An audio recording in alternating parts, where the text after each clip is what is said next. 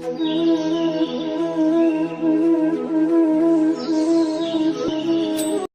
Hey guys, আজকে রান্না চলছে পটল আলু দিয়ে ছানার তরকারি। তো এখানে ছানা ভাজাটা জলের মধ্যে ভেজানো রয়েছে, এটা হচ্ছে আদা জিরে টমেটো বাটা। এখানে রয়েছে আলু পটল ভাজা, আর এখানে রয়েছে কাজু বাদাম কিশমিশ আর চারমগজ বাটা, আর রয়েছে হলুদ গুঁড়ো লঙ্কার গুঁড়ো নুন চিনি।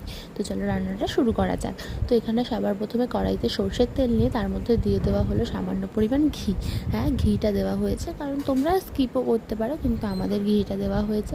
দিয়ে একটু জিরে ফোড়ন দিয়ে দেওয়া হলো, দেখতেই পাচ্ছ। দিয়ে তারপর দিয়ে দেওয়া হলো আদা জিরে টমেটো বাটা একসাথে দিয়ে, তার মধ্যে দিয়ে দেওয়া হলো হলুদ গুঁড়ো লঙ্কার গুঁড়ো নুন আর চিনি সব দিয়ে, আর সামান্য পরিমাণ জল দিয়ে ভালো মতো মশলাটা ঢেকে কষানো হবে।